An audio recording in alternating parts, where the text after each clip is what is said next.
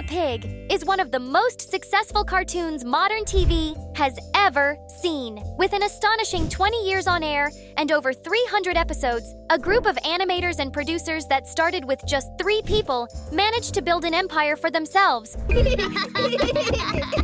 But did you know that a lot had to happen before Peppa was finally released in 2004?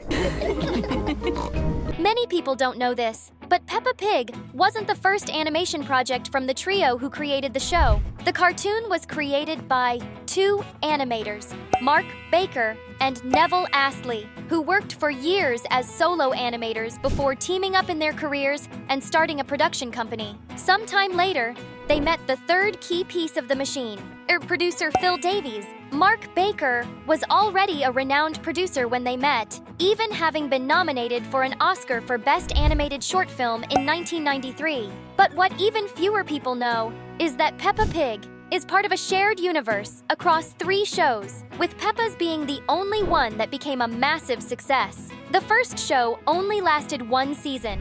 The second ended in 2013, and Peppa Pig, which was the third, premiered in 2004 and is still being renewed year after year with over 2 decades of history to this day. So put on your muddy puddle boots, because today we're diving into the full story behind the most successful cartoon of the last 2 decades, right here on Zigzag. When Phil Davies came into the picture as a producer, he had only one thing in mind: simplicity. He didn't like working as an animator because he knew how much of a hassle it was, so he wanted to create a show that was easy and quick to produce.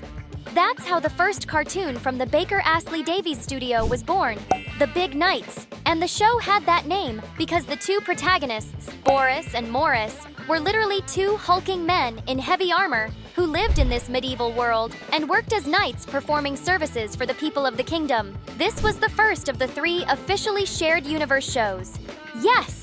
This show takes place in the same universe as Peppa Pig. And just like Peppa Pig has its peculiarities with animals behaving like humans, this cartoon was also weird, because despite being medieval, it had several modern technology elements like streetlights in that world. It was a show that, while it had heart and was funny at times, had an awkwardly rough art style that didn't quite match the script, which was aimed more at adults. Because of this, it only lasted 1 season with a few episodes, which you can still find in full on their official YouTube channel. And even though the animators were already professionals at this point, they made some very amateur mistakes, like messing up the tone of the art and the target audience, as well as giving characters similar names: Boris, Morris, and Doris. This confused the audience, making it hard to tell who was who, especially since they were always in armor with their faces covered. But one of the theories is that this medieval world is actually the country of origin for Madame Gazelle, since there are vampires in this place. So, what do you think? Could this be where Madame Gazelle came from? Type the hashtag Gazelle so we know if you agree. After the failure of The Big Knights, Davies, as the producer, made the decision that they needed to shift focus and better define their target audience.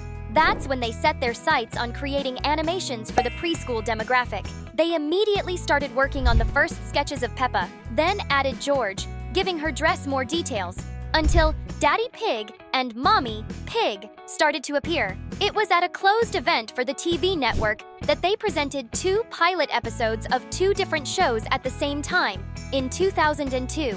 The first was Ben and Holly, which already had the animation style we're familiar with, and the second was Peppa Pig. And from the recording, we can see a version of what would later become the very first episode of Peppa Pig, titled Muddy Puddles. But at this point, we were still 2 years away from the show's official release, so many ideas were still very rough and not fully developed. The show was quite different from its final version, even though many essential elements had already been established. Some of the differences included Mommy Pig not having a job and staying home 100% of the time. Susie had a different design that was later changed. Since she was created to be Peppa's best friend, her original design was too eye-catching and took attention away from the protagonist, so it had to be adjusted. Pedro Pony, believe it or not, was originally supposed to be a girl named Penny Pony, who had larger ears and didn't wear glasses. The character that was meant to be Penny appears in some episodes, but only as a background character, without any real personality. And all of this happened in 2002, before the series officially launched in 2004. Are you learning something new in this video? Then show us by subscribing to the channel. And don't forget to turn on the notification bell, okay? And so, on May 31st, 2004, Peppa Pig was officially released, starting with the very same episode we had seen in the test run, Muddy Puddles, where Peppa and her family have fun jumping in the mud so much that they end up completely covered in it. Even in this very first episode, we can see the show's signature move, ending each episode with everyone falling to the ground, laughing hysterically. The season had 52 episodes and was initially launched in several European countries, the US and China, but it quickly went viral, reaching over 180 countries. It was an absolute success, exactly what Phil Davies had aimed to achieve with such a simple animation. Some of the most famous episodes from this season include Best Friends, where we meet Susie for the first time and see George being left out of the games because Peppa only wants to play with Susie.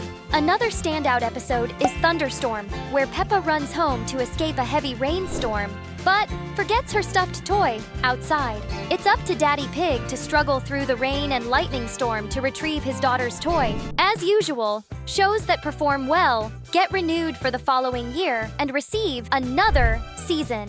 Davies, Baker, and Astley had set the ball rolling, and now they couldn't let it drop. They had achieved what they aimed for, and now it was up to them to keep the game going for as long as possible. The simple animation with cute animals had completely captivated the preschool audience. Now, they just needed to keep it that way. So, in 2006, another 52 episodes were produced, and it was this second season that introduced some of the most famous episodes. Ones we've talked about many times here on the channel. Iconic episodes like the one where George catches a cold and Peppa starts acting strangely, claiming that he isn't really sick, that he's just pretending, since he doesn't need to go to the hospital. Another very famous episode is The Quarrel, where Peppa and Susie have a falling out because Peppa starts accusing Susie of cheating, just because Peppa is losing all the games they're playing. At the time, we had no idea, but these two episodes would go on to spark a fan theory that even 20 years later is still being discussed. The theory that Peppa has an evil twin sister who lacks social skills, which would explain why she didn't believe her own little brother was sick and why she immediately started a fight with her best friend. And another famous and iconic episode from this season is Daddy Pig's birthday, which hardly needs any introduction, since we all know it from start to finish. At the same time that year, they launched their other series, the third and final show in Peppa's shared universe, which was Ben and Holly's Little Kingdom. This series was also a success, but ended in 2013 after reaching 130 episodes. And as the old saying goes, the rest is history, because all of this happened back in 2004 when three professionals came together with the shared dream of creating an animation that would be easy to sell in the long run.